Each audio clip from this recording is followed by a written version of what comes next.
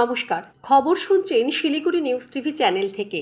আজ শনিবার 14 সেপ্টেম্বর জানাবো আজকের বাছাই করা গুরুত্বপূর্ণ 10টি তাজা খবর। শুরুতেই হেডলাইন।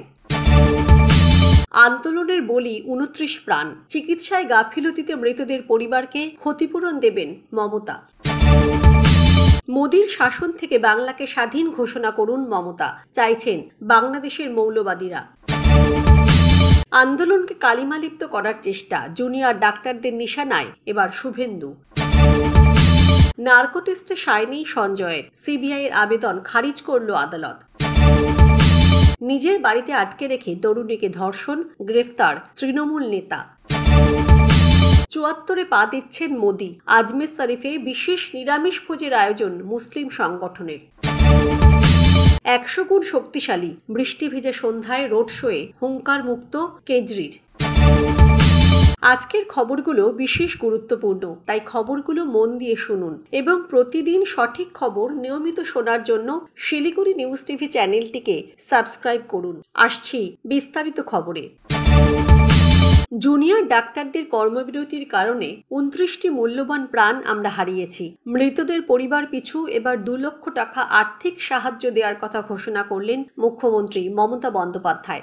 আরজিকর কাণ্ডের প্রতিবাদে স্বাস্থ্য ভবনের সামনে ম্যারাথন ধর্নায় জুনিয়র ডাক্তাররা গতকাল বৃহস্পতিবার নবান্নে গিয়েছিলেন আন্দোলনকারীদের 30 জন প্রতিনিধি। তাদের সঙ্গে বৈঠকে বসার কথা ছিল মুখ্যমন্ত্রী, কিন্তু লাইভ স্ট্রিমিং এর শর্ত মানতে রাজি ছিল না সরকার, ফলে সেই বৈঠক ভেস্তে যায়। এদিকে তখনও নবান্ন সভাঘরের বাইরে বসেছিলেন জুনিয়র ডাক্তাররা।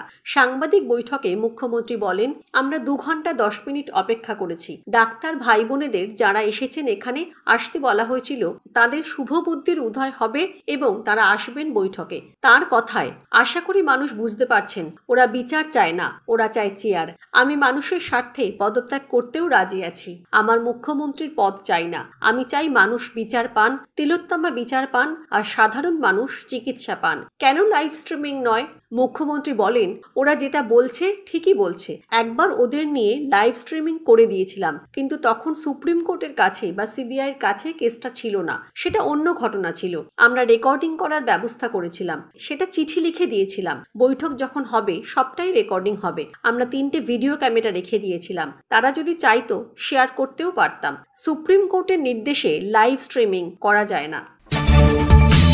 মোদির শাসন থেকে বাংলাকে স্বাধীন ঘোষণা করুন। পশ্চিমবঙ্গের মুখ্যমন্ত্রী মমতা বন্দ্যোপাধ্যায়কে এমনই আর্জি জানিয়েছে বাংলাদেশের জঙ্গি সংগঠন আনসারুল্লাহ বাংলা টিমের প্রধান জসিমউদ্দিন রহমানি হাফি। ভারতীয় উপমহাদেশে আনসারুল্লাহ বাংলা আল কায়দার সহযোগী হিসেবে কাজ করে। ভিডিও বার্তায় ভারত ভাগ হবে, দিল্লিতে ইসলামপন্থী পতাকা উত্তোলন করা হবে, এমন হুমকি দিতেও শোনা গিয়েছে তাকে। রহমানের ভিডিওটি সেপ্টেম্বরের প্রথম সপ্তাহে কোনো হাসপাতালের একটি ওয়ার্ডে শুট করা হয়েছিল বলেই মনে করা হচ্ছে। ভিডিওতে তাকে বিপ্লবের 1 মাস অর্থাৎ শেখ হাসিনা দেশ ছাড়ার 1 মাস পূর্তির কথা বলতে শোনা গিয়েছে বারবার। রহমানের সংগঠনকে শেখ হাসিনা সরকার নিষিদ্ধ করেছিল। এক মুক্তমনা ব্লগারকে হত্যার দায়ে 5 বছরের কারাদণ্ড দেওয়া হয়েছিল আল কায়দা ঘনিষ্ঠ এই জঙ্গি নেতাকে। কিন্তু হাসিনার ইস্তফার পরে নোবেলজয়ী অর্থনীতিবিদ মোহাম্মদ ইউনুসের নেতৃত্বে অন্তর্বর্তী সরকার ক্ষমতায় এলে অগাস্টে সে প্যারোলে মুক্তি পায়, আর তারপর থেকেই রহমানি তার সংগঠনকে সক্রিয় করতে তৎপর হয়ে ওঠে। গোয়েন্দা সূত্রের খবর, ভারতকে চাপে ফেলতে পাকিস্তান ভিত্তিক জঙ্গি সংগঠনগুলির সঙ্গে যোগাযোগ রাখছে রহমানি। সহকর্মীর সঙ্গে ঘটে যাওয়া মর্মান্তিক ঘটনার সুবিচারের দাবিতে 1 মাসেরও বেশি সময় ধরে চলছে জুনিয়র ডাক্তারদের আন্দোলন। সময়ের সঙ্গে সঙ্গে সেই আন্দোলন কলেবরে বাড়ছে।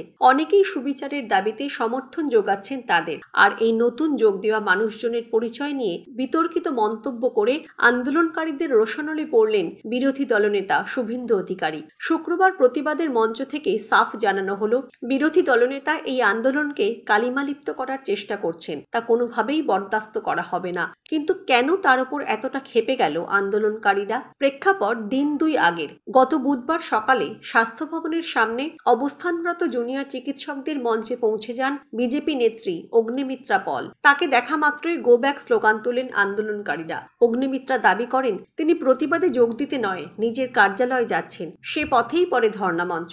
অগ্নিমিত্রা এও জানান, আন্দোলনকে সম্পূর্ণ সমর্থন করেন, কিন্তু সরাসরি সেখানে যাওয়ার কথা কথা ভাবেন না। দলের নেত্রীকে ঘিরে জুনিয়র চিকিৎসকরা যেভাবে গো ব্যাক স্লোগান তুলেছেন তার বিরোধিতা করতে গিয়েই বেফাঁস মন্তব্য করে বসেন শুভেন্দু অধিকারী। তার দাবি, যারা অগ্নিমিত্রা পলকে গো ব্যাক স্লোগান দিয়েছেন তারা কেউ জুনিয়র ডাক্তার নন, তাদের মাঝে মিশে গিয়েছিল যাদবপুরের বহিরাগতরা। তারাই অশান্তি করেছে, দিনভর নেশা করে তাদের এই আচরণ বলে অভিযোগ শোনা যায় শুভেন্দুর গলায়। এই মন্তব্যের পাল্টা দিতে গিয়ে শুক্রবার আন্দোলনকারীদের এক প্রতিনিধি বলেন, যারা রাজনৈতিক উদ্দেশ্যে আমাদের আন্দোলনকে ব্যবহার করতে চেয়েছেন প্রথম থেকেই আমরা তাদের বিরোধিতা করেছি। অভিজিৎ গঙ্গোপাধ্যায় বা অগ্নিমিত্রা পলের মতো নেতা নেত্রীকেও আন্দোলন মঞ্চ থেকে গো ব্যাক স্লোগান শুনতে হয়েছে। বিরোধী দলনেতা শুভেন্দু অধিকারী আমাদের আন্দোলনকেই কালিমালিপ্ত করতে নেমেছেন। আমাদের আন্দোলনে নাকি মিশে গিয়েছে দুশ্চরিত্র বহিরাগতরা, তারা ষড়যন্ত্র করছে। দর্শক, আমরা এই ভিডিওটিতে 2000 লাইক এবং 1000 সাবস্ক্রাইব টার্গেট রেখেছি। আশা রাখছি আপনারা এই টার্গেটটি পূরণ করবেন। আসছি পরবর্তী খবরে। আদালতে খারিজ হলো আরজিকর কাণ্ডে ধৃত সঞ্জয় রায়ের নার্কো টেস্টের আবেদন। পলিগ্রাফ টেস্টে রাজি হলেও নার্কো টেস্টে রাজি নন অভিযুক্ত, তাই সিবিআইয়ের বিশেষ আদালত এই আবেদন খারিজ করে দিল। সিবিআই সূত্রে খবর, অভিযুক্ত পলিগ্রাফ পরীক্ষায় চিকিৎসকের মৃত্যু প্রসঙ্গে যে জবাব দিয়েছিলেন তাতে সন্তুষ্ট হয়নি সিবিআই। ঘটনা সম্পর্কে আরও জানতে নার্কো টেস্ট করার পরিকল্পনা নিয়েছিল তদন্তকারী অফিসাররা। 12 সেপ্টেম্বর সিবিআই এই আবেদন জানিয়েছিল আদালতে। সেই অনুযায়ী শুক্রবার শিয়ালদা আদালতে নিয়ে যাওয়া হয় অভিযুক্তকে। সেখানেই কনসেন্ট নেওয়া হয় তার, কিন্তু অভিযুক্তের সম্মতি না মেলায় কেন্দ্রীয় সংস্থার আবেদন খারিজ করে দেওয়া হয়েছে। বৃহস্পতিবার অভিযুক্তের লালারস এবং কামড়ের নমুনা সংগ্রহ করেছে সিবিআই। নিহত চিকিৎসকের শরীরে যে ক্ষতচিহ্নগুলি পাওয়া গিয়েছিল সেগুলির সঙ্গে ওই কামড়ের নমুনা এবং লালারস মিলিয়ে দেখা হবে। এই বিষয়ে কেন্দ্রীয় ফরেন্সিক ল্যাবের সাহায্য নিচ্ছে তারা। সেক্ষেত্রেও নিম্ন আদালতের অনুমতি নিয়েছিল সিবিআই। নিজের বাড়িতে আটকে রেখে তরুণীকে দিনের পর দিন ধর্ষণ, কাঠগড়ায় তৃণমূল নেতা। অভিযুক্তকে গ্রেফতার করেছে পুলিশ। এবার বাঁকুড়ার সোনামুখী। পুলিশ সূত্রে খবর, অভিযুক্তের নাম নারায়ণ মিত্র। সোনামুখী ব্লকে আইএনটিইউসি সভাপতি তিনি। অভিযোগ, স্থানীয় এক তরুণীকে প্রায় এক সপ্তাহ নিজের বাড়িতে আটকে রেখেছিলেন নারায়ণ। শুধু তাই নয়, ধর্ষণও করেছেন। শেষ পর্যন্ত যখন ছাড়া পান তখন বাড়িতে ফিরে বাবা ও মাকে ঘটনাটি জানান ওই তরুণী। অভিযোগ দায়ের করা হয় সোনামুখী থানায়। এদিকে বোলপুরে মাথায় বন্দুক ঠেকিয়ে গ্রামেরই এক গৃহবধূকে ধর্ষণের অভিযোগ উঠেছে তৃণমূল কর্মীর বিরুদ্ধে, সঙ্গে যৌনাঙ্গে বন্দুক ঢুকিয়ে অত্যাচারেরও। ওই গৃহবধূর হাত পা বেঁধে নগ্ন অবস্থায় বেশ কিছু ছবি মোবাইলে তুলে নেয় অভিযুক্ত। জানা গিয়েছে, বাহিরি পাঁচশোয়া পঞ্চায়েতের করিমপুর গ্রামের তৃণমূল সমর্থক ফিরোজ খান দীর্ঘদিন ধরে ওই গৃহবধূকে বিরক্ত করত, তাকে কুপ্রস্তাবও দিত। কিন্তু সেই প্রস্তাবে এই গৃহবধূ সাড়া না দেওয়ায় তাকে গ্রামেরই একটি পরিত্যক্ত গোয়াল ঘরে নিয়ে গিয়ে ধর্ষণ করে। সেই সময় গৃহবধূর সঙ্গে ছিল তার 4 বছরের পুত্র সন্তান। তাকে বস্তায় ভরে দেয় ফিরোজ, তারপরে ওই গৃহবধূকে ধর্ষণ করে।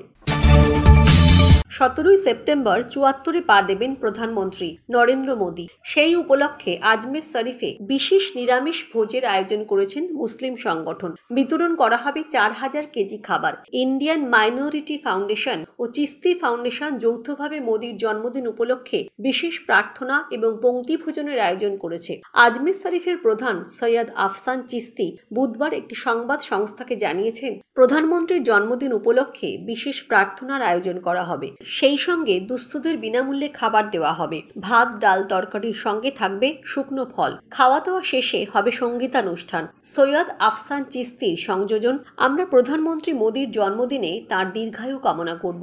গোটা কর্মসূচি ভারতীয় সংখ্যালঘু ফাউন্ডেশন এবং আজমের শরীফের চিস্তি ফাউন্ডেশন দ্বারা আয়োজিত হবে। প্রসঙ্গত, রাজস্থানের আজমিরে সুফি সাধক ও দর্শক মঈনুদ্দিন চিস্তির সমাধি বা দরগা রয়েছে। দীর্ঘ 6 মাস তিহারবন্দি থাকার পর অবশেষে মুক্তি। আবকারি দুর্নীতি মামলায় শুক্রবার সুপ্রিম কোর্ট কেজরির জামিন মঞ্জুর করার পর উচ্ছ্বাসে ফেটে পড়েছিলেন আপ সমর্থকেরা। সন্ধ্যায় জেল থেকে বাড়ির উদ্দেশ্যে রওনা দিলেন তিনি। বৃষ্টি ভেজা সন্ধ্যায় দিল্লির রাজপথে হুড খোলা গাড়িতে চড়ে সমর্থকদের উদ্দেশ্যে কেজরি বার্তা দিলেন, জেল থেকে বেরিয়ে আমার শক্তি 100 গুণ বেড়ে গিয়েছে। দিল্লির মুখ্যমন্ত্রী অরবিন্দ কেজরিওয়ালকে অভ্যর্থনা জানাতে এদিন তিহারের বাইরে উপস্থিত ছিলেন তার স্ত্রী সুনিতা কেজরিওয়াল কেজরিওয়াল, মনীষ সিসোদিয়া, সঞ্জয় সিং সহ আপের একঝাঁক শীর্ষ নেতা। জেল থেকে বাইরে বেরিয়ে এক হুটখোলা গাড়িতে চড়ে বসেন কেজরিওয়াল। এরপর সমর্থকদের উদ্দেশ্যে বার্তা দিয়ে তিনি বলেন, এই জীবন আমি আমার দেশের জন্য সমর্পণ করেছি। আমার জীবনের প্রতিটি মুহূর্ত এই দেশের প্রতি নিবেদিত। জীবনে বহু সংঘর্ষ করেছি আমি, অজস্র কঠিন সময় হাসি মুখে পার করেছি। তবে এই নির্মম সময়ে ঈশ্বর আমাকে সঙ্গ দিয়েছেন। ঈশ্বর আমার সঙ্গ দিয়েছেন কারণ আমি সৎ, আমি সঠিক, যার জন্যই ঈশ্বর আমায় সঙ্গ দিয়েছেন। এরপর বিজেপির নাম না করে তীব্র আক্রমণ শানিয়ে কেজরি বলেন, যারা আমায় জেলে পুরেছিল তারা ভেবেছিল আমি ভেঙে পড়ব, কিন্তু বাস্তবে আমার আত্মবিশ্বাস আরো 100 গুণ বেড়ে গিয়েছে। ওদের জেলের মোটা মোটা দেওয়াল কেজরিকে দুর্বল করতে পারেনি। নাম না করে বিজেপিকে নিশানায় নিয়ে কেজরি আরো বলেন, আমি দেশের সেবা করে যাব। যারা দেশের উন্নয়ন আটকে দিচ্ছে, তারা দেশ বিরোধী ষড়যন্ত্রে লিপ্ত, দেশকে ভাঙতে চাইছে, দুর্বল করতে চাইছে, তারা সারা জীবন তাদের বিরুদ্ধে লড়েছি, ভবিষ্যতেও লড়ব। এদিন কেজরির মুক্তির পর কার্যত অঘোষিত রোড শো চলে দিল্লির রাস্তায়। ভিড় জমান কেজরি সমর্থকরা। সেখানেই স্লোগান ওঠে, জেলকে তালে টুট গায়ে, কেজরিওয়াল ছুট গায়ে। অর্থাৎ জেলের তালা ভেঙে গিয়েছিল, কেজরিওয়াল মুক্তি পেয়েছেন। আজকের খবর এই পর্যন্তই। পরবর্তী খবরগুলো সবার প্রথমে শুনতে শিলিগুড়ি নিউজ টিভি চ্যানেলটিকে সাবস্ক্রাইব করুন। ধন্যবাদ।